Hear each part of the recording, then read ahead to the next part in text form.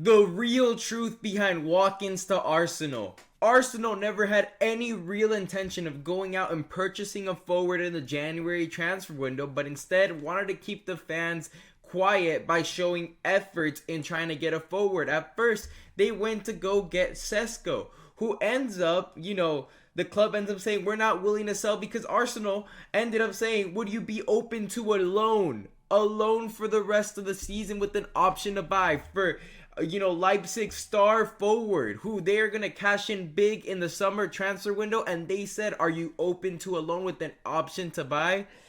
This club is moving unserious. They knew they'd get rejected. The report would come out, oh, Arsenal are in for Sesko. No, that was not true. They just wanted to get rejected just to show effort. Then they knew if they wanted Ollie Watkins, they would need to go and buy him before Al Nassr were to buy Duran. And when did that transfer bid occur?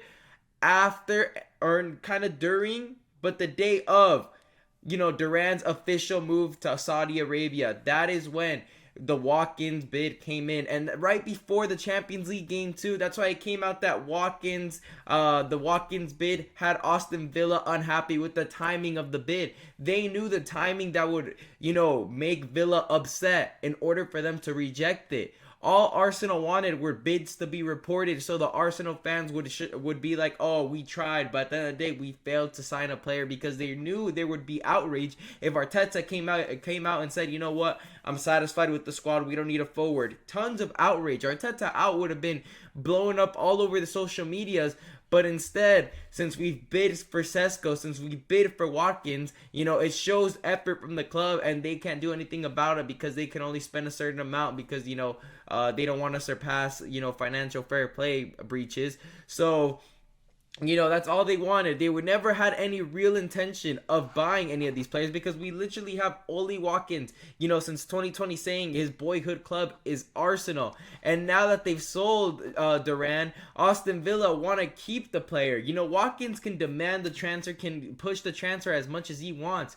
But Villa was only prepared to sell one of the two forwards in Duran or Watkins. That's why they brought Daniel Malin from Dortmund to replace one of the two, whoever would be sold. And, Arsenal had all of January. They had over 20 days to get the Watkins bid in, and instead they waited till the end of the transfer window.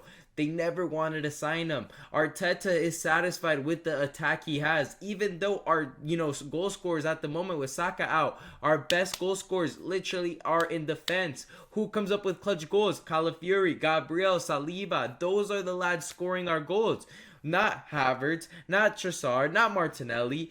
Saka being out, we lost a big part of our, attack. And instead, we're out here playing around. This is like a little child at the store. Right when you get to the checkout, you're like, oh, you know what? I wanted those chips. Can I go get now? It's time to go. Time's up, buddy. That's literally what Arsenal are doing. They're moving like a little child at a grocery store. It's absolutely pathetic the way they move. They literally move. I've seen more ambition from Villa. Villa right now are looking for an attacker. They're like, oh, Marcus Rashford, can we get him? Oh, we're interested in Joao Felix. They're checking in on all these options. So what is Arsenal doing?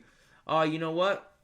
In typical Arsenal fashion, they're like, you know what? 60 million and £1. That's what they're about to do. It's absolutely detrimental. And right now, Arsenal's forward depth is looking lacklustering 100% compared to Liverpool's, and we are just not as offensive as them. We have Bukayo Saka, who's hurt, our best attacker. He gets in the Liverpool squad. Havertz does not.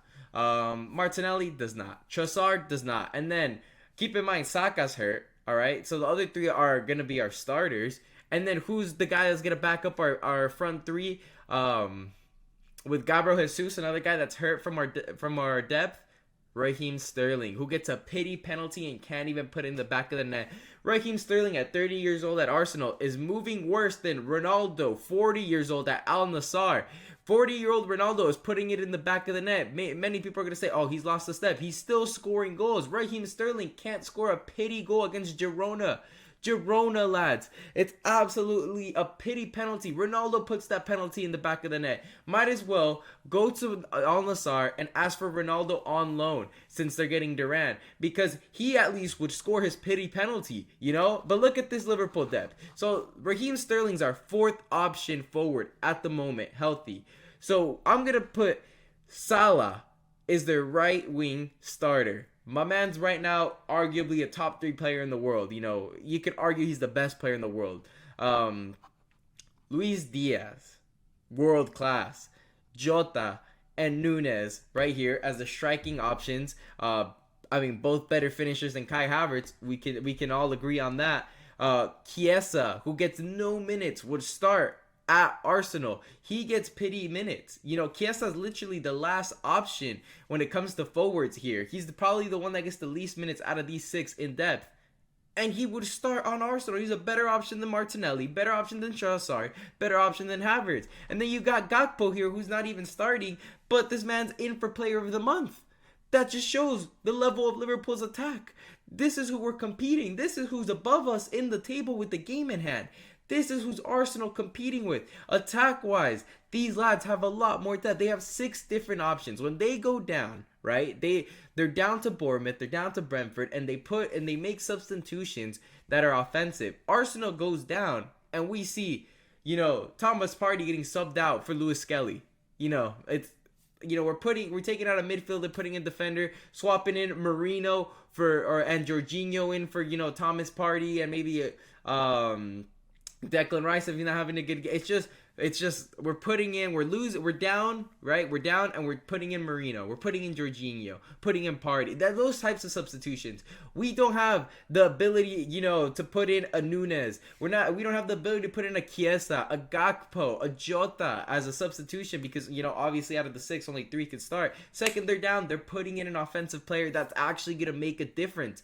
You know, we've seen Darwin Nunez come in big for Liverpool. Yes, he has, you know, his dry streaks, but then he gets in as a substitution and he saves Liverpool from dropping points. We don't have that. Raheem Sterling coming on the pitch, mate. We lost our attack. Oh, he's coming on the left wing. Just stay to the right. Raheem Sterling's gonna do nothing but pass back.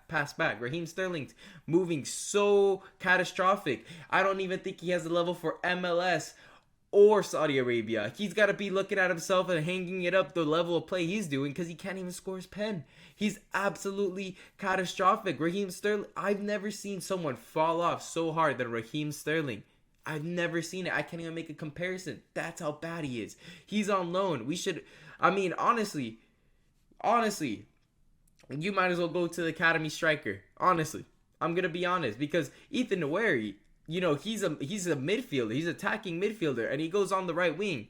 17 years of age, bigger threat than Raheem Sterling at 30 years old. Raheem Sterling should be at his peak, and Ethan Nwaneri should be learning. But instead, you think it's the other way around, the way these two lads are playing. But it's absolutely catastrophic. Arsenal were never in a serious, you know, they were never in serious contention for any forward. They knew the way they had to bid to get rejected. All they wanted to do was show the fans that they were trying to show effort. I'm seeing more ambition from 8th place Villa for a forward. I'm seeing more ambition from Tottenham in the transfer window, and they're 15th. Arsenal right there for a Premier League title, and they said, you know what, we're adequate the way we are. We could definitely go out and make a push for the Champions League or the Premier League. And in reality, this squad, you know, even with Saka coming back, I'm seeing a round of 16 exit and a 3rd place finish. That's the truth right there. Because these lads are offensively not solid. That's the truth of the matter. But anyways, make sure to leave a like and subscribe for more videos and leave a comment down below. Do you think Arsenal was in serious contention for a forward?